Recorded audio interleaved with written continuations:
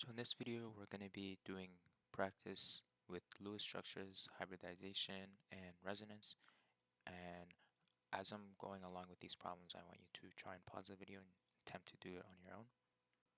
So here, go ahead and try and draw the Lewis structure for trimethylamine.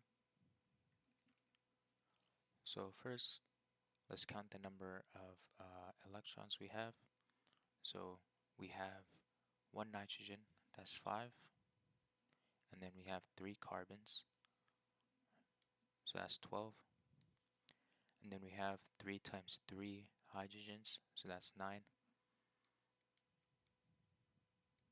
Alright, and then what we get, we have 26 electrons. So let's start off with the nitrogen in the center. Branch out and connect it to the 3 carbons. And then for each of those carbons, connect them to 3 hydrogens.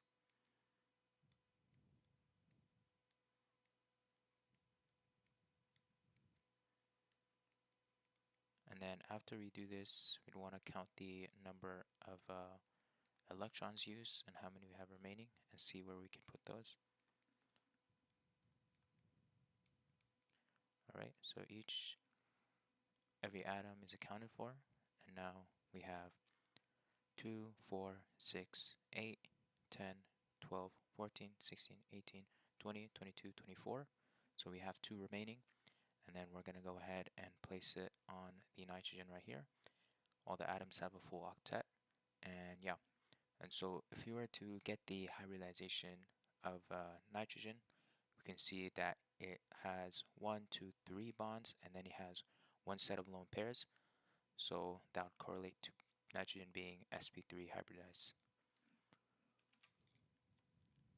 Here it's asking you to get the Lewis structure for trimethylborane CH3 3b. So first, again, let's count the number of electrons we have. We have boron, which has 3 carbons, that's 12, plus the 9 hydrogens, right? And what we end up having is 24. So let's start off with boron in the center, branch out for the 3 carbons.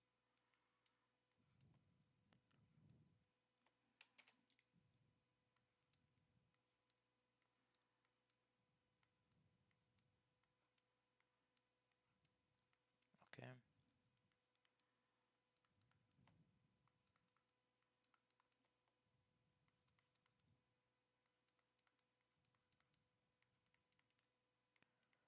Alright, so we count it. We have 2, 4, 6, 8, 10, 12, 14, 16, 18, 20, 22, 24. Well, here we have, looks like we might have a problem. We have 24 electrons used up. We don't have any more to give to the boron. The boron does not have its octet full, and you might be thinking this is kind of a problem, but boron is one of those molecules that, or one of those atoms that is a part of the exception to the octet rule, and it doesn't require a full octet, so it's fine with 6 electrons as it has here. And so now I want you to try and identify the hybridization for boron. So as you might have guessed, it's not going to be sp3 like we saw with the nitrogen and trimethylamine that had a hybridization of sp3. This one has 1, 2, 3 bonds, and it doesn't have any sets of lone pairs, so that's going to make the boron sp2.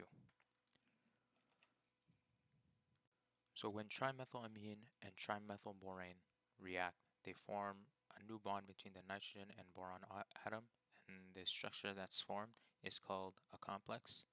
And so my hint with this problem is to think about the lone pair electrons on any of the compounds and how that might drive the reaction and the structure that might form.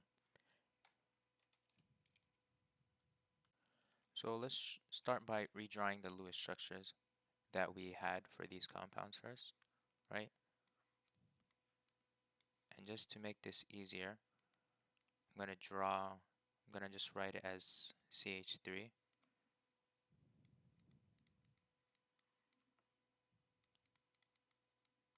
Because we already know that the carbon just forms single bonds between the 3 hydrogens. And then here we have the Lewis structure for trimethylamine. We have two lone pairs here. And then for trimethylborane, right?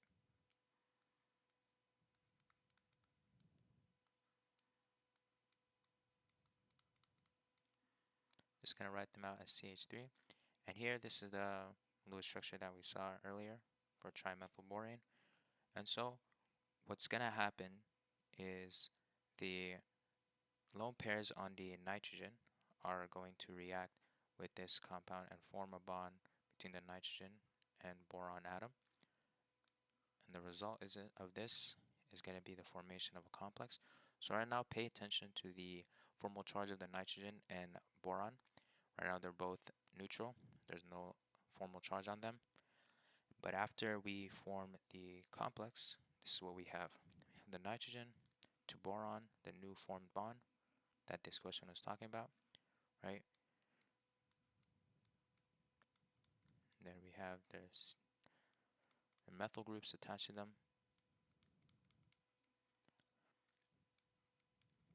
Okay. All right.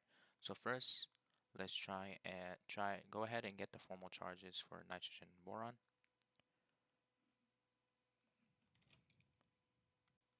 So hopefully you remember the rules for calculating formal charge.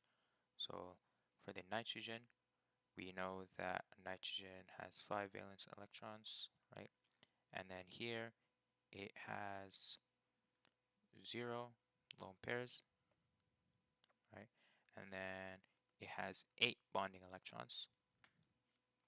In this case, 2, 4, 6, 8. And so then you will get 5 minus 4, which is equal to positive 1. So nitrogen is going to have a positive formal charge, positive 1 formal charge. And so for boron, it has 3, right? No lone pairs for boron, right? And then it has 1/2 times 8 bonding electrons. This is going to be 3 minus 4, right? And this is going to equal to negative 1. So boron is going to have a negative 1 charge and negative formal charge. And so in this case, we see now that boron now has an octet and is also now sp3 hybridized.